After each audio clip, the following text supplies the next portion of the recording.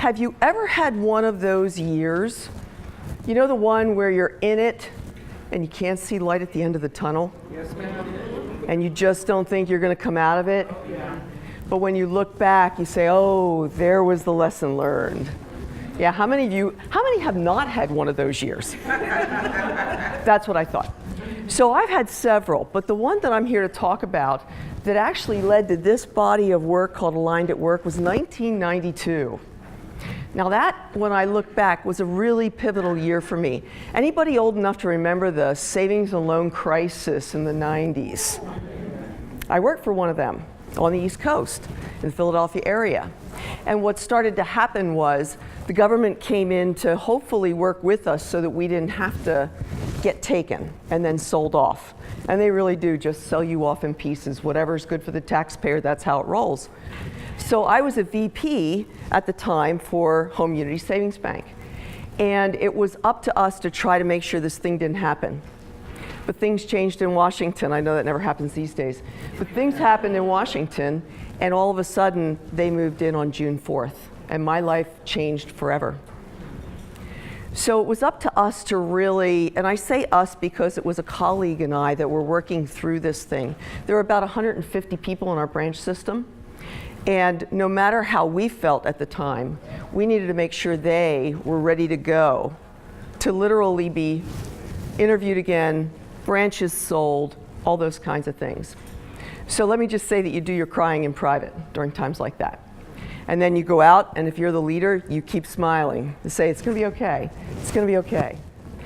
And so ultimately it was. But at the time, it was really tough. A lot of those people had walked right out of high school and come into the bank and filled out the application and had been there for years. So they didn't know about resumes. They didn't have college degrees. Neither did I. So I am one of those 17-year-old moms that kind of had other things to do when my friends were going to college. And ultimately, I got back there, but that's another story for another day. So at work, what was going on was I had to learn everything that they needed to know and then teach it to them. And I did. And it led me to a couple of things. Oh, I should mention also what was going on at home at the time. At home, that marriage to the high school sweetheart, the father of my child, was swirling downward. We'd been together since 1971. Here we are 20-some years later. And I had to admit to myself that that marriage was never gonna be what I needed it to be, no matter how hard I tried to make it get there. So I just couldn't do it. Much like what Josie talked about, you put your energy into where you are getting the most positivity back. For me, that was work. And my son was growing up while I was overworking. So what happened in 1992 was that I realized that my whole identity, 17-year-old mom who makes it to VP without a degree, is pretty damn happy about things. Yeah. And she keeps on going to work longer and longer and longer and longer. Because at home things aren't so hot. So that was my life at that time. What came good out of it was a couple of things. First of all, it was the beginning of the end of that marriage. It took about 5 more years, but ultimately we did split up. And I got to tell you, ladies and gentlemen, I have never been so happy as I have been since 1997. So, God bless him, he's moved on, but no, thank you. He has a much better wife now. So the other thing that happened was I realized that my identity was all tied up in my work. And I had also only worked for places that either valued profit or people, but not both. And I said, you know, I can do this better. I can have this company that values profits and people. I can make this thing work. And then I shelved that dream, like we're talking about here just a minute ago. I shelved that dream because I needed to get divorced, I needed to get my degree, I needed to get my other degree, I had to meet my favorite husband, Joe. Some of you know him.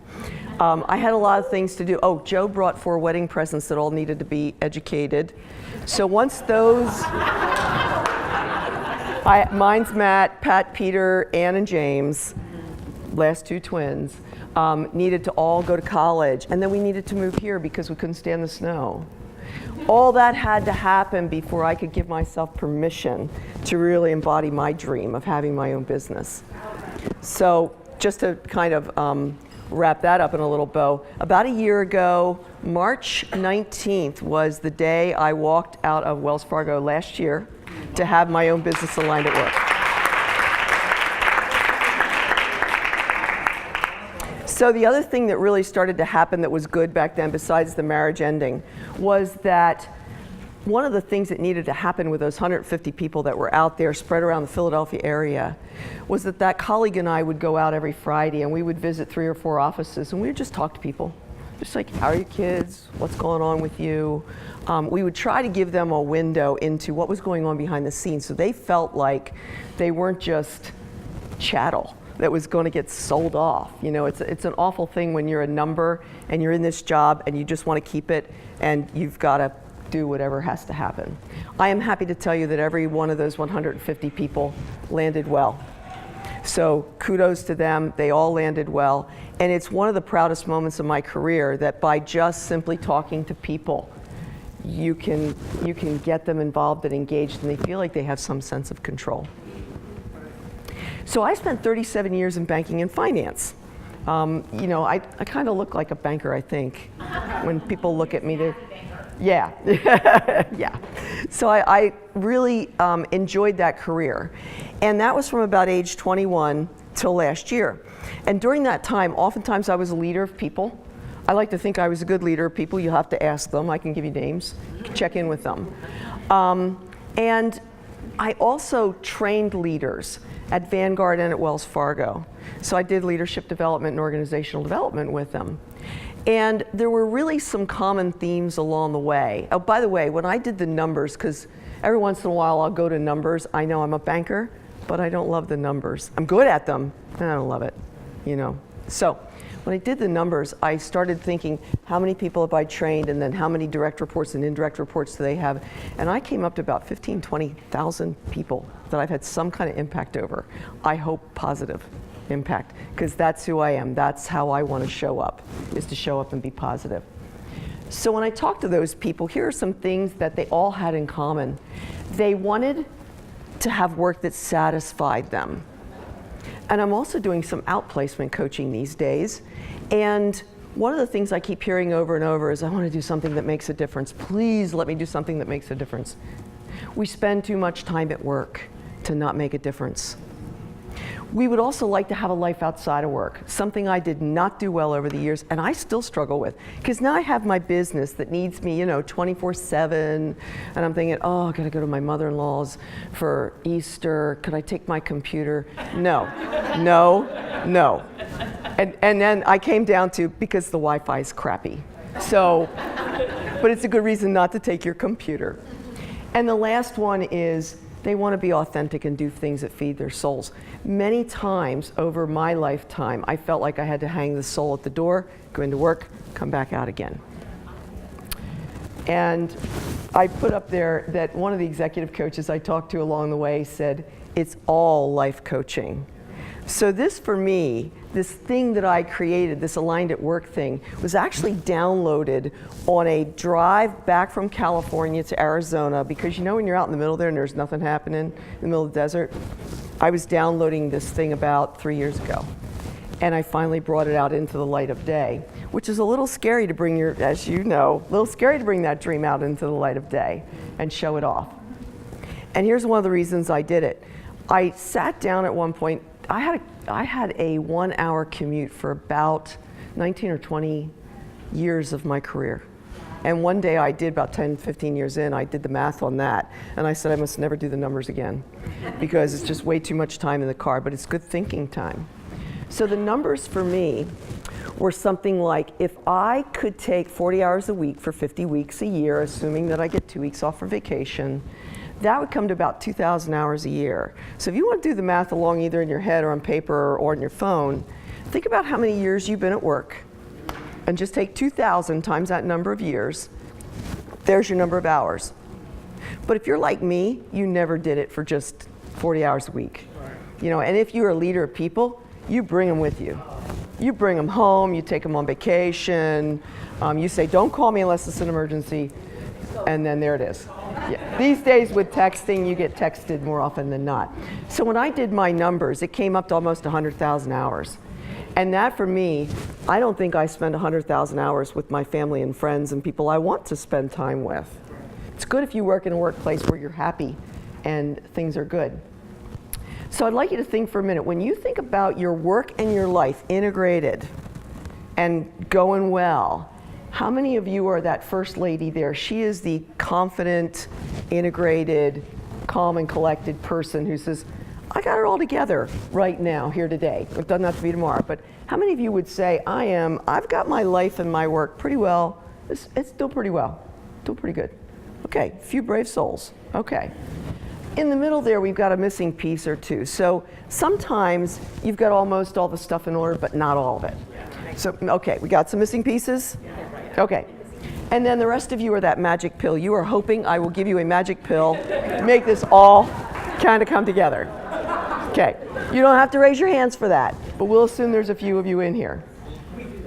So I had the volunteers pass out the model, and I'm going to be asking you to refer to that as I walk through it, and then you'll see on the other side that there's a place to grade yourself and your workplace. So entrepreneurs, this is your company. If there's any stay-at-home moms in here, this is your house, wherever you are with your kids. For the rest of us that go to offices or whatever we go to, retail, whatever we do, that's your workplace. So you define that any way you want to. I believe that when these 5 things come together, we've nailed it. Like life is good and we are aligned. So the first one is vocation. If you think about what your strengths are, what your values are, what you really do well and what energizes you, does that sync up with your company? So sometimes we know ourselves well, but when we go to work, we feel like we don't fit the culture, or we just, anybody had that where they've ever had a job where there's like, oh no, it's not working for me here. I always describe that as like if there's a gear, it's like one tooth off. Something's not right, something's not right. Sometimes you can put your finger on it, sometimes you can't. So with this, it's strengths and values, and do you get to use your strengths in your job? Because sometimes we know what we're good at, but we don't get to do it. So I'd ask you to flip that over and just give yourself, on a scale of 1 to 10, 1 is somebody help me, and 10 is life is good. Where do you fall in between there? And does your workplace encourage that? I won't be asking you to share this with anybody. This is really just for you.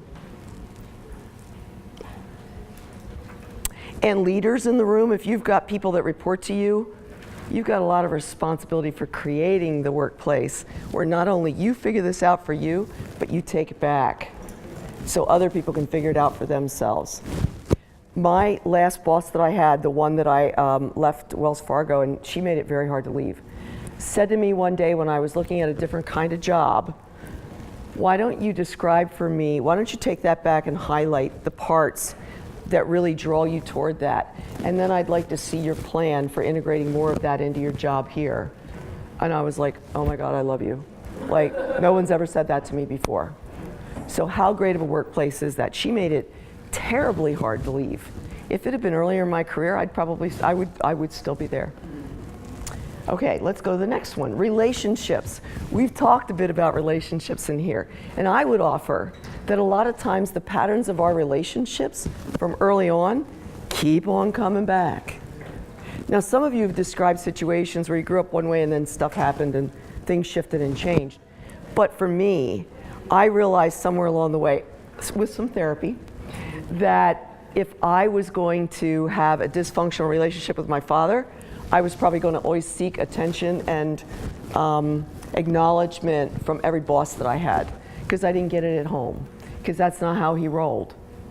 So if you constantly have dysfunctional people around you and you've got a lot of drama, ask yourself what role you play. And if you don't, get the heck out of there. Get away from those people. I know that's not easy.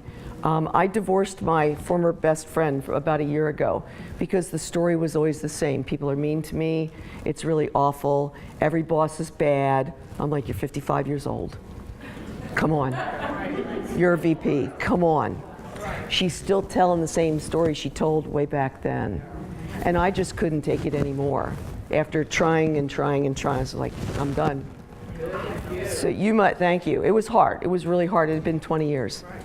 So, relationships. Flip it over, give yourself a relationship score. At work, this is really about strong support network. Do you have somebody you can go to confide in and to talk to? Entrepreneurs, a lot of times we have our own groups so that we're not isolated and alone out there. So give yourself a score in your workplace, a score. Finances. I can't say it any better than our billionaire friend over here about wealth mindset.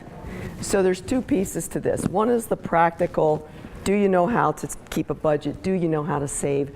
Do you know how to invest? If you don't, make sure you find somebody trustworthy that can help you. But ladies, we tend to live longer, and we may be on our own someday.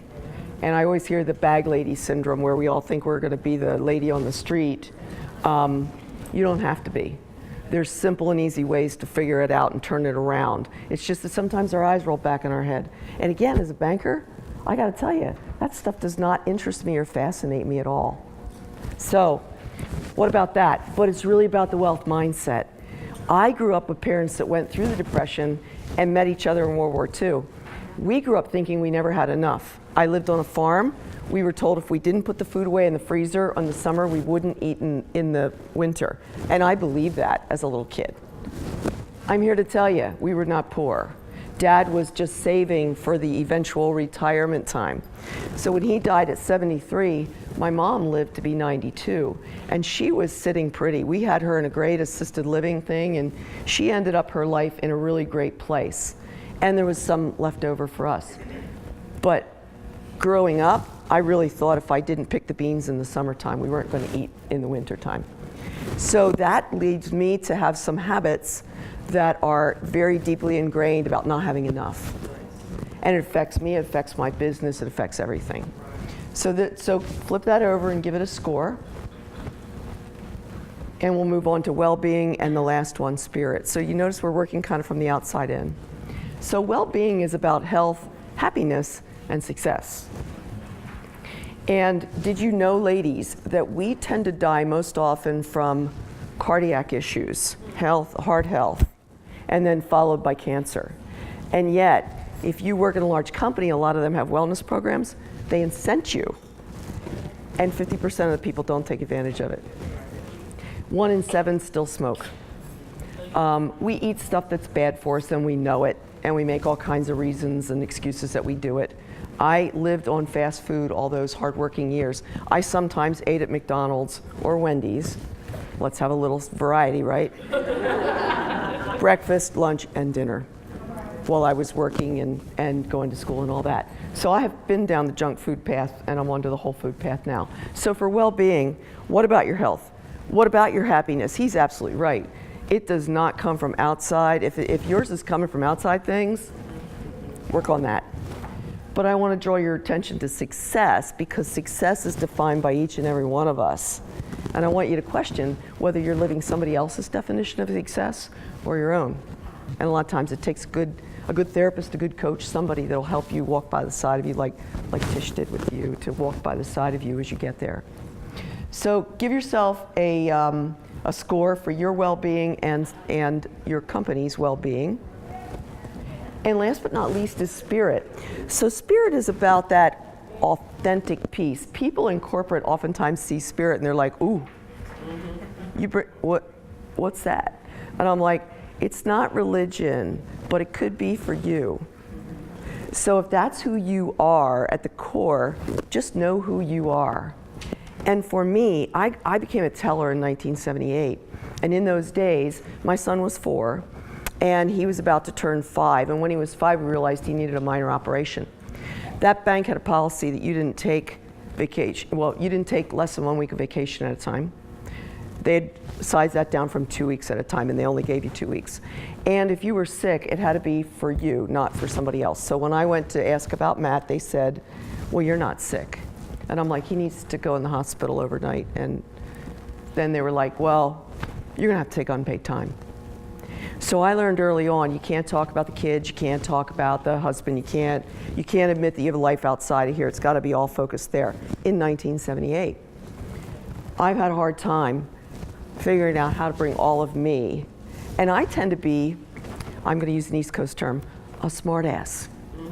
So I know.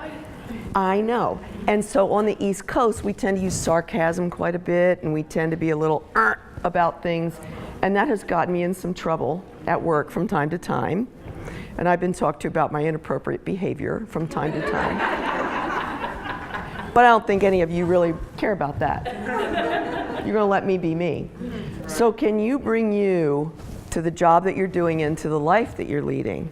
I also don't believe in this thing like, oh, I'm one person at home and I'm another person at work. Stop it. Yeah, just stop it. Bring it. But know where the line is. Because if you've been told, or the indication is there, that if you do X, you won't get promoted, and you want to get promoted, then it's decision time for you. So give yourself a score for spirit, and there's your whole model in front of you. So this is my way of saying, leaders out there and people who don't have people reporting to them, if you realize this about yourself, let's take that back to the workplace and make it places where people can thrive. And I think the millennials want us to do that. And I think that we boomers have had enough of it. And we want to do that too. And then Xers, you can let me know if you're on board with this too. So I suspect you are. So if you would like to, you've got your app, I've got my text to join. So if you would like to join my mailing list so that you can stay in touch and you can get 10 more tips on how to do this, I'll send that out to you. And all you need to do is text to 42828 and put the word aligned in there, and then it will guide you through the sign-up process. And I hope you do. If you tweet anything, put the hashtag aligned at work. You can find me at Live Dream Coach. Our business is Living the Dream Coaches as the LLC, and then we do business as Aligned at Work. So to wrap it up, I'd like to leave you with a Steve Jobs quote. Your work is going to fill a large part of your life. And the only way to be truly satisfied is to do what you believe is great work. And the only way to do great work is to love what you do. If you haven't found it yet, keep looking. Don't settle. As with all matters of the heart, you'll know it when you find it. And I wish that for all of you. Thank you. Thank you.